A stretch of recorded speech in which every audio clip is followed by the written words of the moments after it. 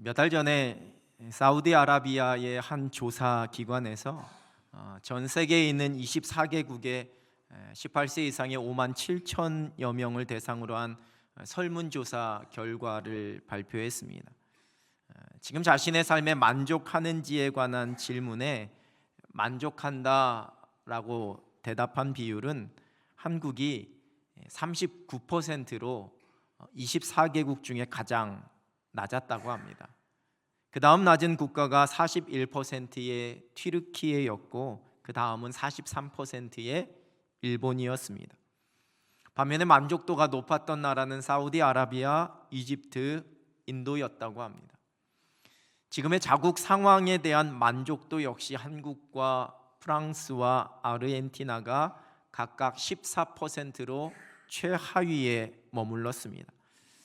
아마 요즘과 같은 혼란 속에서 이러한 조사가 되었더라면 그 만족도가 더 떨어졌을 것 같습니다.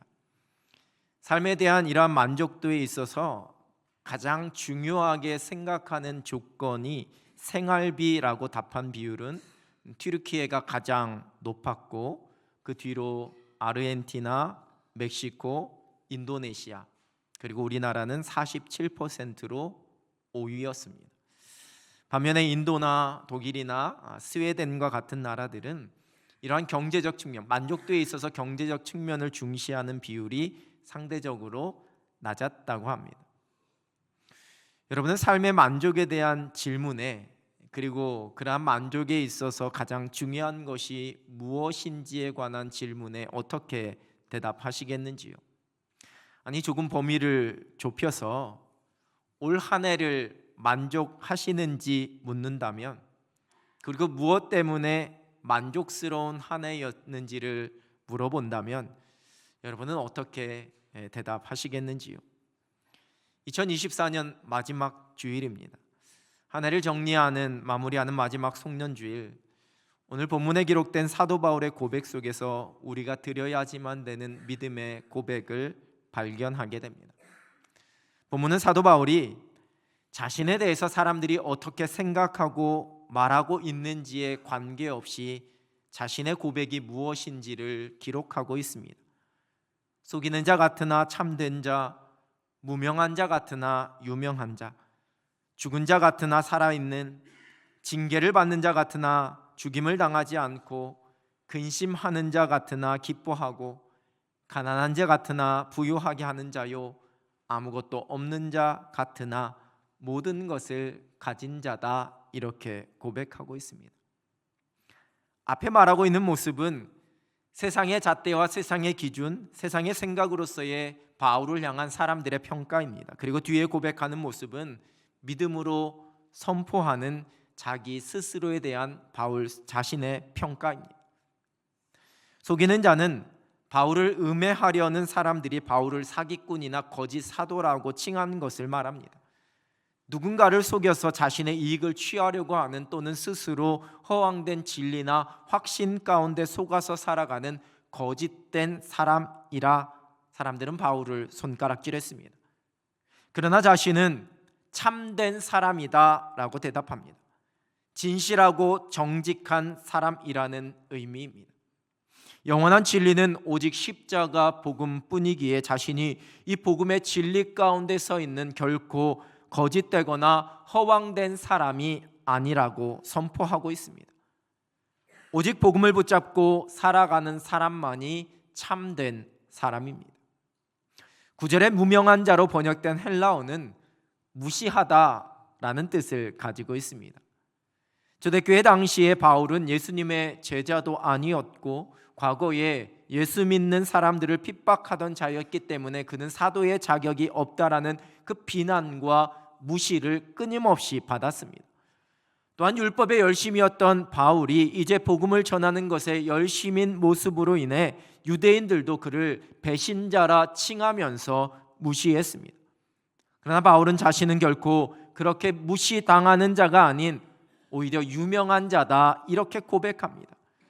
여기서 유명한 자로 번역된 헬라어는 인정하다라는 의미를 가지고 있습니다. 그리고 이 단어는 수동태, 더 정확하게 이야기하면 신적 수동태의 형태를 띠고 있습니다. 바울이 하나님께 인정받은 사람이라는 의미입니다. 사람들에게는 무시당하는 것처럼 보이지만 하나님은 바울을 인정해 주셨습니다. 믿음의 사람들은 하나님께 인정받은 사람들입니다. 또한 죽은 자 같지만 살아 있습니다.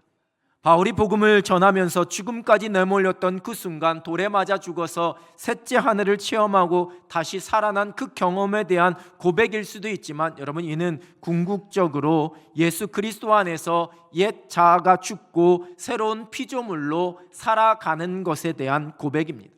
로마서 6장 8절입니다. 만일 우리가 그리스도와 함께 죽었으면 또한 그와 함께 살 줄을 믿노니. 11절입니다. 이와 같이 너희도 너희 자신을 죄에 대하여는 죽은 자요 그리스도 예수 안에서 하나님께 대하여는 살아있는 자로 여길지어다. 여러분, 우리 그리스도인에게 있어서 이 죽는 것과 사는 것은 동시에 일어나는, 날마다 우리의 삶 속에서 펼쳐지는 하나님의 은혜입니다. 그래서 우리가 죽음도 두렵지 않고 또한 오늘을 사는 것 또한 하나님의 은혜임을 고백합니다. 징계를 받는 자 같지만 죽임을 당하지 않습니다. 여기서 징계는 잘못에 대한 형벌이 아니라 신앙의 연단을 의미합니다. 바울은 자신에게 펼쳐지는 그 모든 고난이 자신을 향한 하나님의 사랑이요 자신의 믿음의 성숙을 위한 훈련이다 고백했습니다. 로마서 5장 3절 4절입니다. 다만 이뿐 아니라 우리가 환난 중에도 즐거워하나니 이는 환난은 인내를, 인내는 연단을, 연단은 소망을 이루는 줄 알미로다. 믿음으로 살아가는 우리에게 펼쳐지는 그 고난과 그 모든 어려움은 하나님께로 더 가까이 가게 하는 은혜의 통로입니다. 근심하는 자 같으나 항상 기뻐합니다. 이런 바울에게도 근심이 많았습니다. 자신에 대한 수많은 공격과 그 비난 안에서 근심했고, 복음을 전해 세운 교회에서 들려오는 안타까운 소식들과 그 문제들로 인해 근심했습니다. 또한 아직 복음을 듣지 못해 진리를 깨닫지 못한 사람들로 인해서도 바울은 근심했습니다.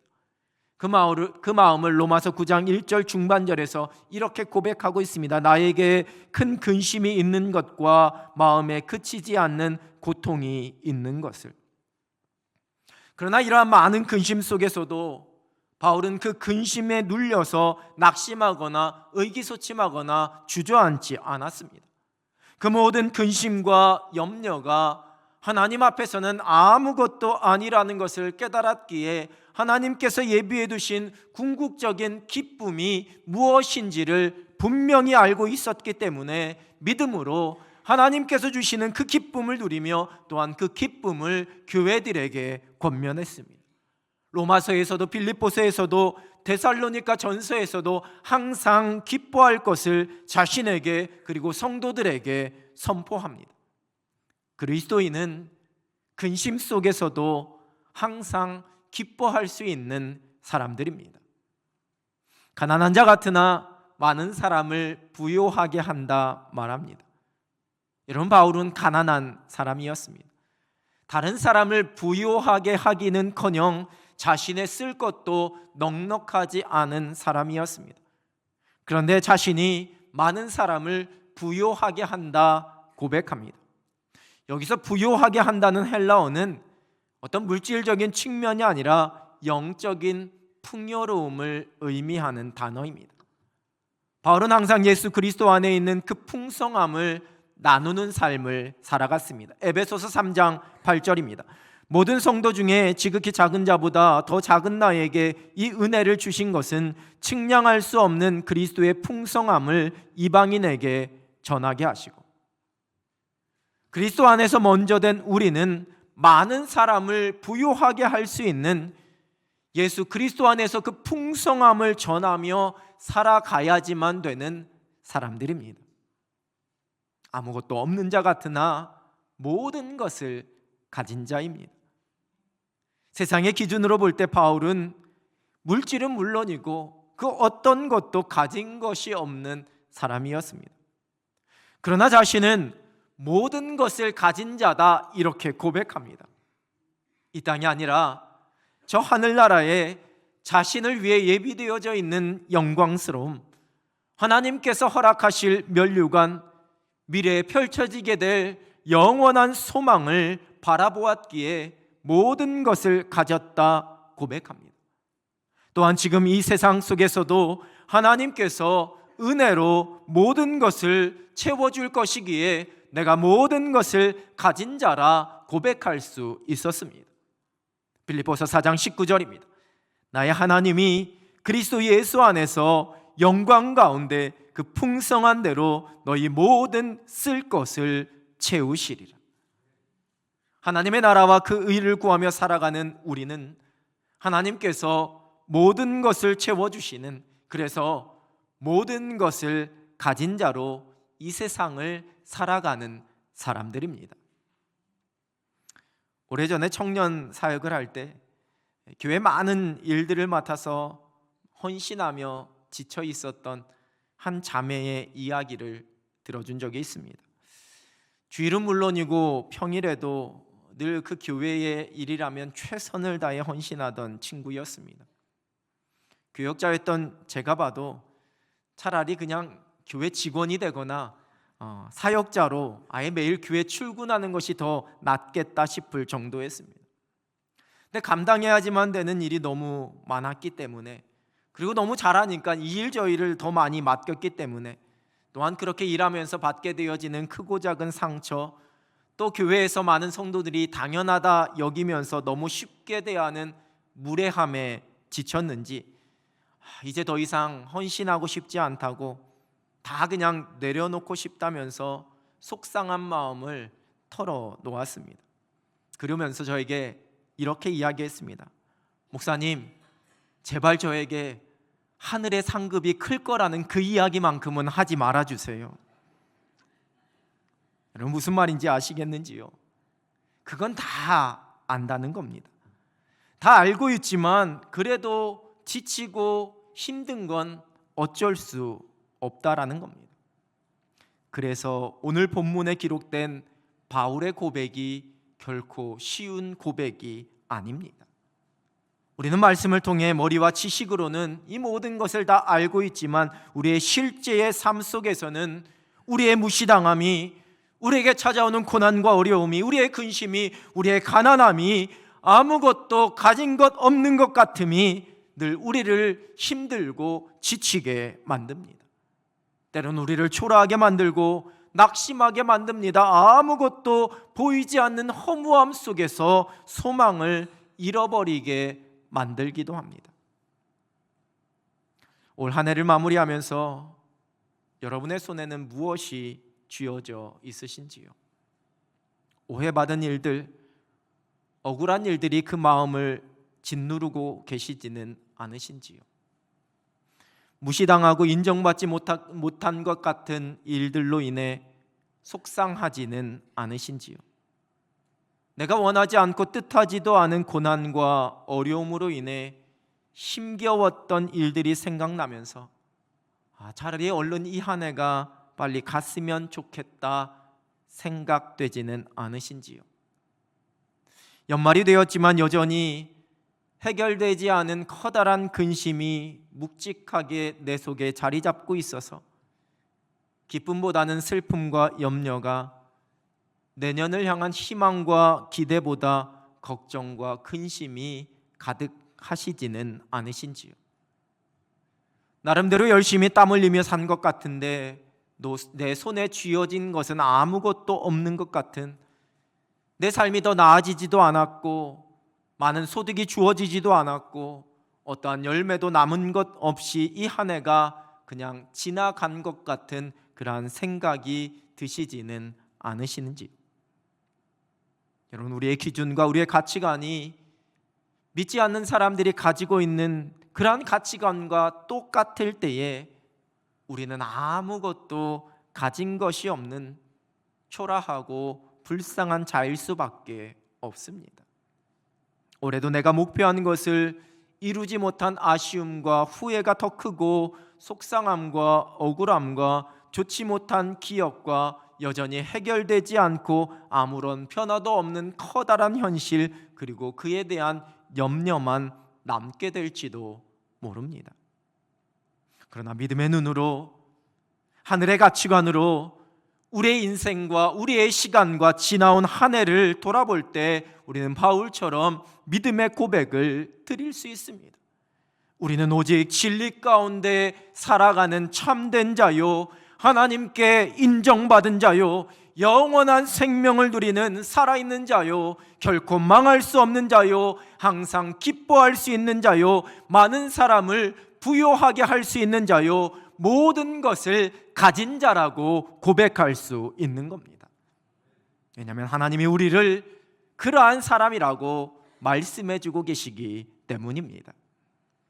탁월한 기쁨의 신학자라고도 불리우는 미국의 침례교 목사님이신 존 파이퍼 목사님이 쓴 하나님의 기쁨이라는 책이 있습니다. 이 책의 부제가 기쁨의 주권자와 동행하라입니다. 책의 한 부분에서 이렇게 적고 있습니다. 우리는 우리 존재 밖의 권력과 사람과 쾌락이 만족을 구하라라고 아우성치는 소리로 인해 엄청난 내면의 공허함을 느낀다. 갈망과 목마름과 소원은 우리 본성을 이루는 구성 요소다. 우리는 결핍과 부족과 불만을 안고 태어난다. 우리는 무지의 상태로 세상에 태어나서는 학교 교육을 통해 무지를 조금이라도 채워보려 애를 쓴다. 하기 싫어하는 자녀를 부모와 선생들이 애써 가르치는 것은 스스로의 연약함을 극복하려면 지식이 필요해서다. 그러나 하나님은 그렇지 않으시다. 하나님은 늘 완전하시고 만족스러울 만큼 충만하시다. 우리는 연약하고 가진 것이 없는 자이지만 하나님은 완전하시고 충만한 분이십니다. 결코 우리의 노력을 통해 우리가 원하는 부요함과 만족을 얻을 수 없습니다. 그럴수록 오히려 우리는 더 큰 부족함과 우리의 한계를 경험하게 됩니다. 그러나 완전하신 하나님을 믿고 그 하나님을 내가 고백하게 될 때 우리는 하나님 안에서 부족함이 없는 풍성함을, 모든 것을 갖게 되는 만족함을 누릴 수 있습니다.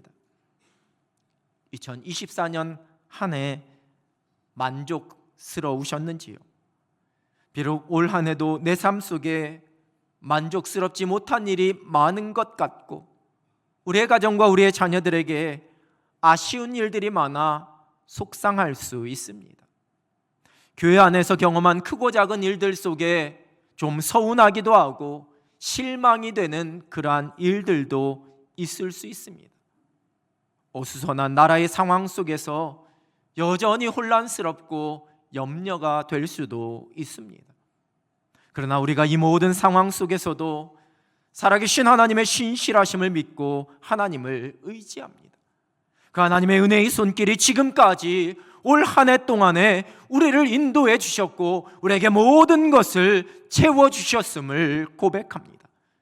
세상의 기준과 가치관으로서의 우리의 삶은 자랑할 만한 것도 없고 베풀고 나눠줄 만한 것도 가지고 있는 것도 없는 가난하고 초라한 삶처럼 보일 수 있습니다. 믿음의 인생 속에서 여전히 찾아오게 되어지는 환난과 어려움과 답답함과 형통치 못한 그러한 일들이 이해되지 않을 수도 있습니다. 그러나 하늘의 가치관과 기준으로 우리의 인생을 바라볼 때에 우리는 그때에 하늘의 신비를 발견하게 됩니다. 오직 복음의 비밀 안에서 하나님께서 주시는 은혜 가운데 깨닫게 되어지는 진리입니다.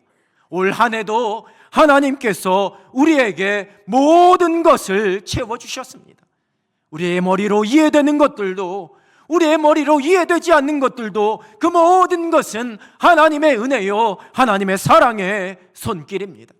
여러분, 그래서 우리는 고백할 수 있습니다. 우리는 모든 것을 가진 자입니다. 한 해 동안 믿음의 경주를 달려오느라 수고 많으셨습니다. 올 한 해도 하나님께서 은혜 가운데 모든 것을 인도해 주셨습니다. 그래서 우리는 모든 것을 가진 자로 살아왔습니다. 그리고 내년 한 해와 우리에게 펼쳐질 그 모든 날들 속에서도 우리가 그 은혜를 누리며 살아갑니다.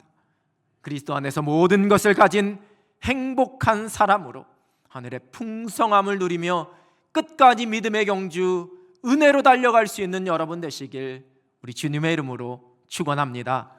기도하겠습니다. 하나님 아버지 감사합니다. 우리를 모든 것을 가진 하나님의 사람, 하나님의 자녀라 말씀하여 주심에 하나님 감사합니다. 세상의 가치관과 기준으로 우리 스스로를 바라보며 초라해지지 않게 하나님 인도하여 주시고, 우리를 향하여서 부요한 자라 모든 것을 가진 자라 말씀하시는 주님의 약속, 주님의 은혜 의지하여 끝까지 승리하며 살아가는 하늘 백성들이 되게 하여 주시옵소서.